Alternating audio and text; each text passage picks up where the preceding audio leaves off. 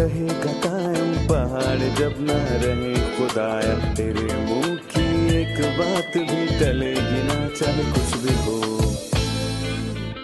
अजीज नाजरीन, मैं अयाद ज़रीफ आप तमाम देखने वालों को हमारे रोज़ के बाइबली मुतालियाती प्रोग्राम की नई किस्त में खुशामदीद कहता हूँ। अजीज़ों, आज हम पुराने अहद नामे में से ग़ज़लुल ग़ुज़लात की किताब का मुताला शुरू करेंगे और ये सुलेमान ने लिखी, जो कि एक नज़मी किताब है। दर हकीकत इस किताब ने उन सब इल्ज़ामात और तोहमतों का सामना किया जो बाइबल मुक़द्दस पर आम तौर पर लगाई गई हैं। ख़ासकर इस किताब पर बाइबल मुक़द्दस बेरहम तनकीद का सामना करने वाली किताब है और जिसका बड़ा हिस्सा ग़ज़लुल ग़ुज़लात की किताब करती है। बतेरे इसकी बातों, अल्फाज, ज़ुबान और अंदाज़े बयां और मफ़हूम से ठोकर खाते हैं। यकीनन मेरी मुराद ग़ज़लुल ग़ुज़लात से ही है और उनके इस किताब को ना समझने के बाइस वो इस पर हमले करने लगते हैं। लेकिन क्या खुदा ने इस किताब को बेमानी रखा है? क्या इस किताब के कुछ मानी हैं? क्या इस इल्हाम में कोई ऐसी तालीम है जो हम सीख सकते हैं? तमाम बाइबल खुदा का इल्हाम है। ग़ज़लुल ग़ुज़लात हमारे मुताले का मज़मून है, जिसे हम आज की किस्त में शुरू करेंगे और हम इस किताब के मानी को समझेंगे, खासकर इसके लिखे जाने के मकसद को और इस किताब में इस्तेमाल किए गए जुमलों को और इसके मशकूक सवालों का जवाब देंगे और इस पर हमला करने वालों को भी जवाब देंगे। हम सारी बाइबल को सामने रखेंगे और जानेंगे कि वो क्या कहती है और इसका क्या मतलब है। इसलिए मैं आप सबकी हौसला अफजाई करता हूँ। अगर आप इस प्रोग्राम का मफहूम जानना चाहते हैं, अगर आप इसका मुताला करना चाहते हैं और इसे समझना चाहते हैं, तो आज के मुताले में हमारे साथ शामिल हों। और मेरी दरख्वास्त है कि आप अपने अजीज़ों को भी इस प्रोग्राम के मुतल्लिक बताइए, क्योंकि इस अजीम किताब में खुदा ने हमें अजीम चीज़ें अता की हैं जो हमारी मुसलसल खुराक का मंबा बन सकती हैं। प्रोग्राम का बाकायदा आगाज करने से पहले मैं स्टूडियो में आए खुदा के खादिम का खैर मकदम करूंगा। डॉक्टर फरीद, खुशामदीद। शुक्रिया भाई। और स्टूडियो में आए हमारे दीगर मेहमानों को भी खुशामदीद। डॉक्टर फरीद, ग़ज़लुल ग़ुज़लात, जैसा कि मैंने तारीफ में कहा कि पुराने अहदनामे की कुतब में से ज़्यादा इल्ज़ामात और तनकीद और शक और तहकीक करने वालों के हमलों का सामना करने वाली किताब है। आप इस किताब में क्या देखते हैं? मैं दो अल्फाज पेश करना चाहूँगा। पहला ये कि बतौर मसीही हम इस किताब को कैसे कबूल करते हैं और क्या हम ये मानते हैं कि ये किताब मुकम्मल तौर पर खुदावंद का इल्हाम है और जैसे कि बाइबल मुक़द्दस की बाकी तमाम कुतब हैं। ये पहला नुक्ता है और दूसरा मैं कुछ इल्ज़ामात का जवाब दूंगा। और जहाँ तक पहले नुक्ते की बात है तो बहुत अरसा पहले ये किताब दीनी किताब मानी जाती थी और फिर यहूदियों के उस्ताद और यहूदी पुराने अहदनामे की किताबों के मैं कहूँगा कि ज़िम्मेदार थे और हमने ये कुतब उन्हीं से पाई और शुरू के आलम इसे दीनी किताब मानते थे और वो इसे एक ख़ास अहमियत देते थे और कुछ ने कहा कि यह पाक किताबों का पाक तरीन मुकाम है। यहूदियों के बारे में मशहूर है कि वो बड़े दुरुस्त और बाकायदा वो बहुत बाकायदा थे। सो लिहाजा अगर उन्हें कोई शक या हिचकिचाहट होती तो वो उसे फौरन ही एक नज़म मान लेते थे, मोहब्बत की एक नज़म। वो इसे कोई मजहबी या दीनी किताब ना कहते। और दूसरी बात ये है कि कलीसिया की शुरुआत में कलीसिया के बुजुर्ग हैं जिन्हें दीनी कुतब और दूसरी कुतब के बीच जो दीनी ना थीं इम्तियाज करना था और उनके यहाँ एक मखसूस मयार था जिससे उन्होंने तय किया कि आया ये दीनी कुतब हैं या नहीं, और उन्होंने इस किताब के खुदा की इल्हामी कुतब में से एक होने की वाज़ेह तस्दीक की थी। लिहाजा यहूदियों ने खुदा की इस किताब को इल्हामी किताब माना और साथ ही कलीसिया के बुजुर्गों ने भी, जिन्होंने बाइबल की कुतब के दीनी मयार को देखा और ग़ज़लुल ग़ुज़लात को ना निकाला। इन दो मजबूत वजूहात की बिना पर हम इस किताब के इलाही होने का ऐलान कर सकते हैं। यह हमारा नज़्म आगाज़ है। हम इस किताब की बातों को बर्दाश्त या ان کی تفسیر ہی نہیں کر سکتے جب تک کہ ہم اس کتاب کو الہامی کتاب نہ مانیں۔ صحیح۔ پر سچائی یہ ہے کہ مسئلہ بعد کے زمانوں میں پیدا ہوا، اور 2 یا 3 صدیوں پہلے جب جرمن مفکروں نے بائبل کی کتب پر سوالات اٹھانا شروع کیے اور یہ سوچا کہ ہر کتاب خدا کی طرف سے الہام ہے یا نہیں، تو اس سے بائبل کی کتب کی تفسیر میں ایک آزاد خیالی نے جنم لیا، لیکن جو کچھ قدیم زمانوں میں مقبول ٹھہرا وہی زیادہ قابل بھروسہ ہے۔ میں اس کتاب کے نام کے متعلق جاننا چاہوں گا۔ یہ جانا جاتا ہے کہ ہر نام کا ایک مطلب اور اہمیت ہوتی ہے۔ غزل الغزلات کے نام کی اس کتاب کی باتوں کے متعلق کیا اہمیت ہے، ہمیں یہ بتائیے۔ میں کہوں گا کہ سلیمان نے بہت سی غزلیں لکھیں، پہلے سلاطین کے 4 باب کی 32ویں آیت، اور میں کہوں گا کہ صرف یہی نہیں، اس نے 1000 مثلیں کہیں، اور اس کے 1005 گیت بھی تھے جو سلیمان نے لکھے تھے، اور میں کہوں گا کہ سلیمان نے 1005 گیت لکھے تھے۔ وہ ایسا شخص ہے کہ اگر آپ اس کا مقابلہ دنیا کے شاعروں سے کریں تو وہ پہلے درجے پر آئے گا، لیکن کیا وہ 1005 کوئی گیت بھی ہیں؟ باقی نہیں ہے۔ اور یہاں ہم خدا کے اختیار کو دیکھتے ہیں کہ بائبل کی کتابوں میں ملنے والی غزل کی کتاب بس یہی ہے۔ پر سوال ہے کہ یہ 1005 گیت الہامی تھے؟ نہیں، وہ خدا کی طرف سے نہیں تھیں، لیکن یہ واحد غزل کی کتاب ہے جسے بائبل میں شامل کیا گیا ہے، وہ یہی ہے، اور یہی آپ کے سوال کا جواب ہے، کیونکہ اسے غزل الغزلات کہا جاتا ہے، اور یہ بہترین غزل ہے۔ اور یقیناً سلیمان نے اپنی غزلوں میں فطرت اور جانداروں کے بارے میں لکھا، کیونکہ وہ ایک ادبی لکھاری تھا۔ لکھاری تھے۔ اس نے محبت پر بھی لکھا جو کہ اس کے اور اس کی بیوی کے درمیان تھا۔ پر یہاں پر یہ سوال ہے کہ بائبل میں یہ کتاب شامل کیوں کی گئی؟ یہاں سے میں ان 2 نقطوں کی طرف بڑھوں گا جس پر میں بات کرنا چاہتا ہوں، جو اس کتاب پر لگنے والے الزامات ہیں۔ ہمیں ان کی تردید کرنی ہے۔ در حقیقت یہ کتاب تمام غزلوں سے زیادہ عظیم ہے اور بلند ترین۔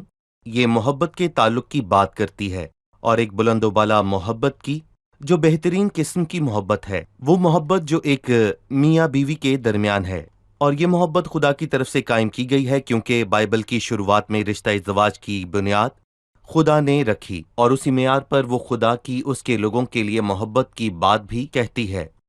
پرانے عہد نامے میں اور کلیسیا کے لیے مسیح کی محبت کی بابت، اور نئے عہد نامے میں خدا کا مردوں کے لیے حکم، اے شوہرو اپنی بیویوں سے محبت رکھو جیسے مسیح نے کلیسیا سے محبت رکھی۔ زبردست۔ تو مطالعے کے دوران ہم یہ بتائیں گے کہ دلہن کون ہے، دلہا کون ہے، اور یہاں کس قسم کی محبت کی بات کی گئی ہے، پر یہ جانیں گے وقفے کے بعد۔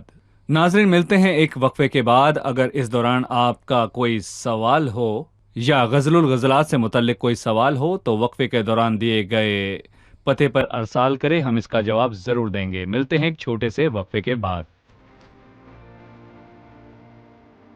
اوریجن اور جیروم دونوں ہی، جو کہ بائبل کے پہلے مفسرین ہیں، ہمیں بتاتے ہیں کہ یہودی جوانوں کو اس کتاب کو پڑھنے کی اجازت نہ دیتے، یعنی غزل الغزلات کو، جب تک کہ وہ 30 برس یا زیادہ کے نہ ہو جائیں۔ اس کے پیچھے وجہ یہ تھی کہ وہ فکر مند تھے کہ جوان اس کتاب کو شہوت کی باتیں نہ جاننے لگیں۔ سچائی اس کے بالکل برعکس ہے، کیونکہ یہ کتاب ہمارے لیے انسان کی ازدواجی زندگی میں جسمانی محبت کا حسن عکس پیش کرتی ہے۔ یہ 2 خطرناک گروہوں کا جواب بھی دیتی ہے۔ پہلے وہ ہیں جو سنیاس لینے کے حامی ہیں اور اس پر یقین رکھتے ہیں، دوسرے وہ ہیں جو نظریہ لذت پر یقین رکھتے ہیں، وہی کرتے ہیں جس سے انہیں خوشی ملتی ہے۔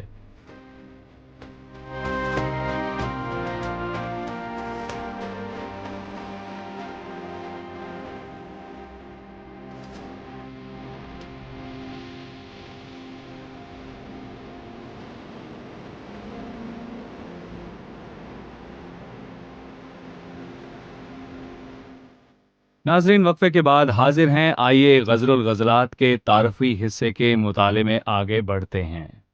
ڈاکٹر فرید، وقفے سے پہلے ہم نے پہلے حصے میں جانا کہ غزل الغزلات کی کتاب سلیمان نے لکھی اور 1005 گیت لکھے، لیکن جو روح القدس کی طرف سے الہامی کتاب تھی وہ غزل الغزلات ہی ہے۔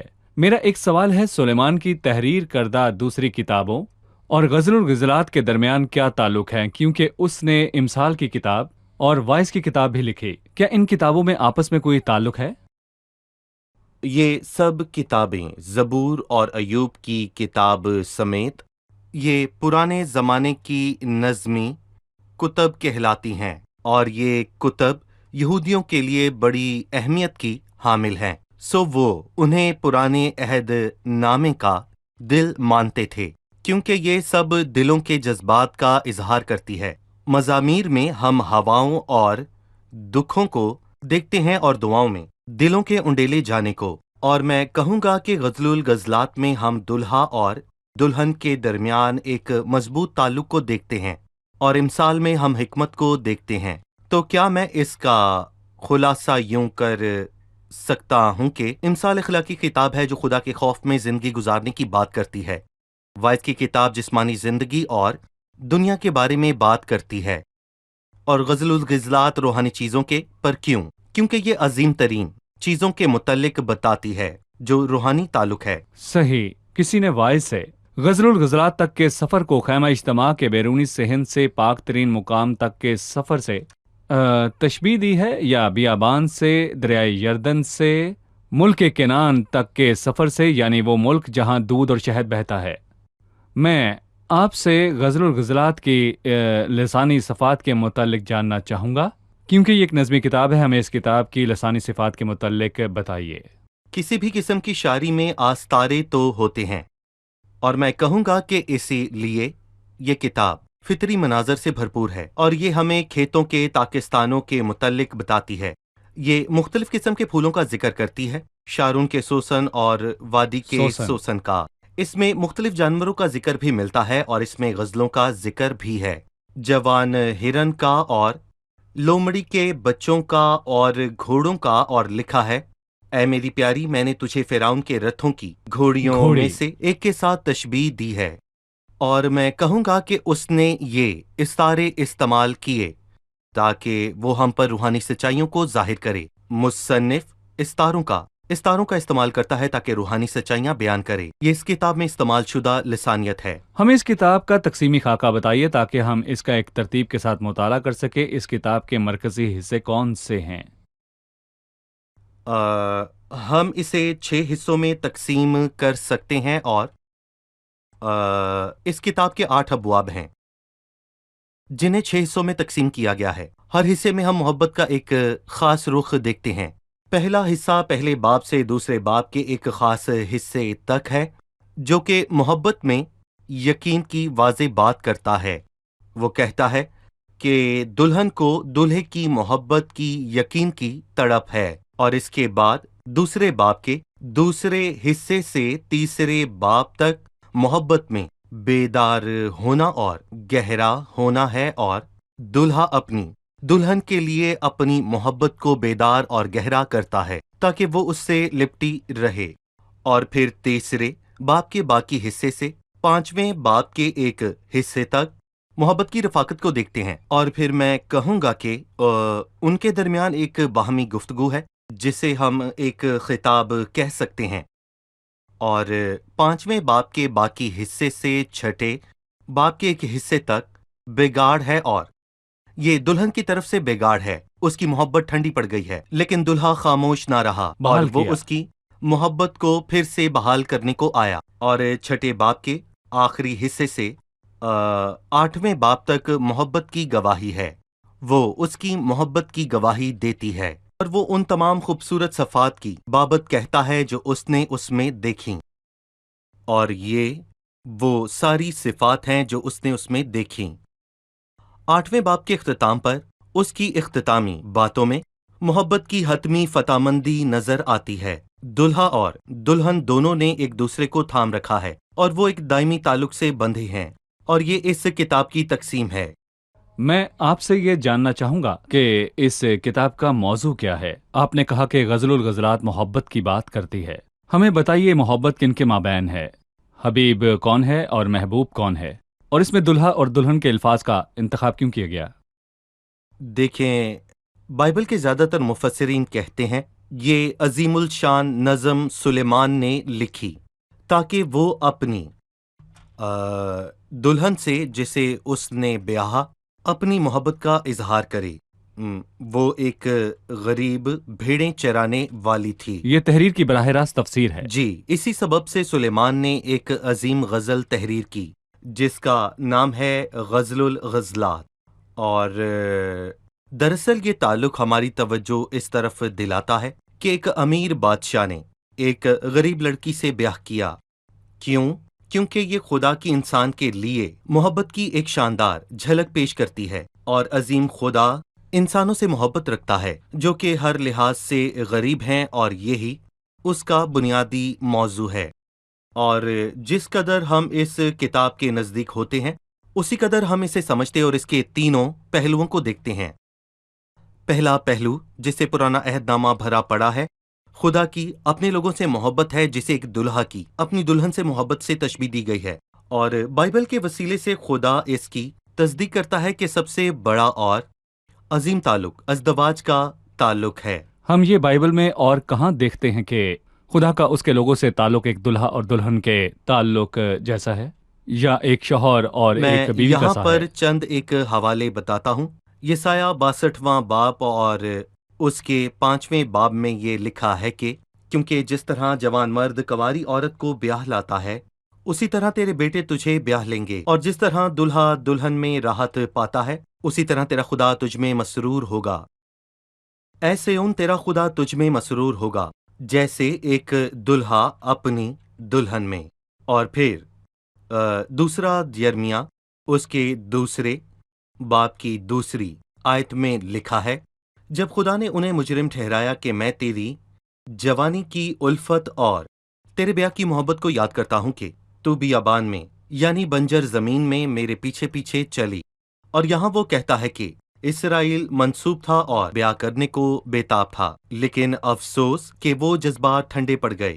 और यूहन्ना बपतिस्मा देने वाले के मुतल्लिक हम पढ़ते हैं जो मसीह की गवाही देने वालों में से आखिरी नबी था। जब उसके पैरोकार उसे छोड़कर मसीह की पैरवी करने को गए तो उसने कहा, बस मेरी ये खुशी पूरी हो गई। पर क्यों? उसने कहा, जिसकी दुल्हन है वो दुल्हा है। उसने पुराने अहदनामे को बाखूबी समझा, सो वो ये बाखूबी जानता था कि मसीहा ही असल में दुल्हा है और उसकी दुल्हन वही जमीनी लोग हैं जो उससे लिपटे रहते हैं।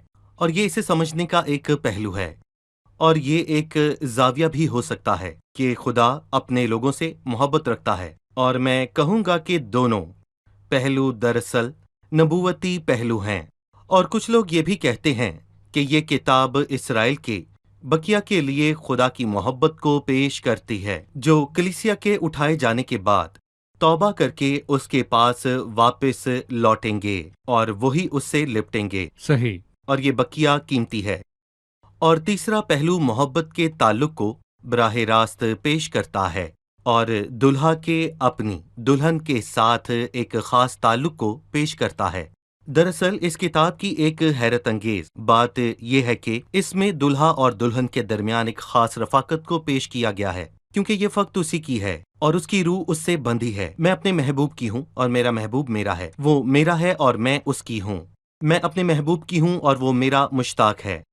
लेकिन आज इस दवाजी ताल्लुक गुनाह के बाइस तजलील का शिकार है और इसके तमाम पहलू ही उलझे हुए हैं, और इसीलिए लोग शादी के मुतल्लिक नापाक सोच रखते हैं।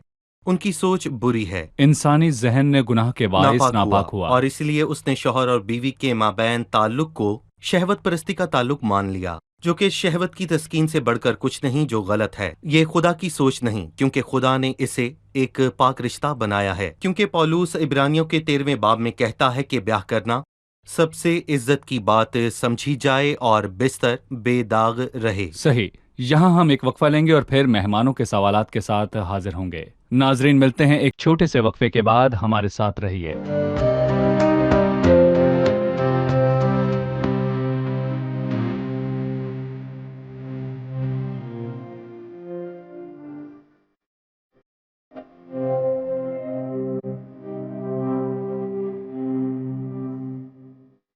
वक्फे के बाद हाजिर हैं। आइए बढ़ते हैं गज़लुल गज़लात के तारफी मुताले में आगे, लेकिन उससे पहले मेहमानों का सवाल। میرا ایک سوال ان بے باک تشبیہات سے متعلق ہے جو اس کتاب کے 8 ابواب میں استعمال ہوئی. اس کتاب میں بے باک شاعری کا استعمال کیوں ہوا؟ جی بالکل، جو جملے یہاں استعمال ہوئے وہ بے باک ہیں، جی اور یہی وجہ ہے کہ بہت سے لوگ اس کتاب پر تنقید کرتے ہیں کیونکہ اس میں ایسی بے باک باتیں کی گئی ہیں.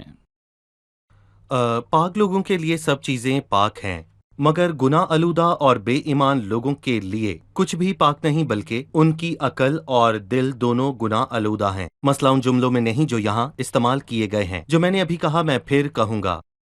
دیکھیں، اگر ہم اس کتاب کو سلیمان کی اپنی بیوی کے لیے کی گئی باتیں جان کر پڑھیں، ٹھیک ہے، تو ہم دیکھیں گے کہ وہ ہر طرح اور ہر طور سے اس سے اپنی محبت اور پسندیدگی کا اظہار کرتا ہے، اور وہ بھی اپنی محبت کا اظہار کرتی ہے، اور اس کے سر کا ذکر کرتی ہے، اس کی لٹوں کا، اور پھر وہ ذکر کرتی ہے اس کی ٹانگوں کا اور اس کے رخساروں کا، اور یہ اس کے آپسی تعلق کا اظہار ہے جو کہ ازدواجی زندگی کے نقطۂ نظر سے بالکل پاک ہے. اور دوسرا رخ یہ ہے کہ یہ کتاب ایک استعاراتی انداز رکھتی ہے. ہم جانتے ہیں کہ اس کے ہر جملے میں تمثیلی استعارے بات ہیں. ہوتی ہے. مثلاً جب دلہا اس کی آنکھوں کے متعلق بولتا ہے تو ہمیں یہ فوراً پتہ چل جاتا ہے کہ یہ بات گہری بات ہے، اور جب وہ اسے سیب کے درخت سے تشبیہ دیتا ہے تو لکھا ہے کہ میں شادمانی سے اس کے سائے کے نیچے بیٹھتی ہوں. مطلب اگر ہم اس کتاب کو جسمانی نقطۂ نظر کے تعلق سے دیکھیں تو یہ تمثیلی طور پر خدا کی محبت کے حوالے سے ہے جو ایک ایماندار اور خدا کے بیچ ہے، تو ہم ان باتوں کو باقاعدہ سمجھ پائیں گے. سب باتوں کو، اس میں جی کچھ بھی غلط ٹھیک نہیں. ہے، اس میں کچھ بھی غلط نہیں ہے، لہٰذا اس کتاب کا اندازہ شاعرانہ ہے. اس میں مثالیں اور استعارے استعمال کیے گئے ہیں. یہ سب چیزیں شاعری میں مقبول ہیں، بالکل. بلکہ اس سے تو زبان میں نکھار پیدا ہوتا ہے. تو ڈاکٹر فرید، ہم اپنے عزیز ناظرین کی اس کتاب کے مطالعے میں مدد کرنا چاہتے ہیں. میں ناظرین کو کہوں گا کہ وہ ایک پین اور ایک نوٹ بک رکھیں اور ان الفاظ کو لکھیں جو ہم بتائیں گے تاکہ ان کی بعد ازاں بھی رہنمائی ہو سکے. یہ کتاب غزل الغزلات ایک نظمی کتاب ہے جس میں تمثیلی باتیں ہیں، لہٰذا جن چیزوں کا استعمال ہوا وہ در حقیقت روحانی چیزوں کی طرف اشارہ کرتی ہیں. مثلا جہاں پاؤں کی بات کی گئی ہے تو وہ کس کی طرف اشارہ ہے؟ تو وہ برتاؤ کی طرف اشارہ ہے. برتاؤ. اور ناظرین، آپ ان باتوں کو لکھ سکتے ہیں کہ پاؤں جو ہیں برتاؤ کو ظاہر کرتے ہیں. جہاں چھاتیوں کی بات کی گئی ہے وہاں دراصل پستان کے متعلق نہیں کہا گیا، بلکہ چھاتیاں پختگی اور خوشی سے دینے کو اور ظاہر جذبات اور کرتی ہیں، ہمدردی کو. بلکہ بالکل ویسے ہی جیسے ایک ماں اپنے بچے کو دودھ پلاتی ہے، چھاتیاں پختگی اور خوشی سے دینے کو ظاہر کرتی ہیں. پاؤں برتاؤ کو ظاہر کرتے ہیں، ہونٹ کلام کو ظاہر کرتے ہیں، صحیح. اور آنکھیں جو ہیں فہم کو ظاہر کرتی ہیں، اور بال جو ہیں فرمانبرداری کو ظاہر کرتے ہیں، سر جو ہے خیالات کو ظاہر کرتا ہے، اور رانے خدمت کے لیے تیار ہونے کو ظاہر کرتی ہیں.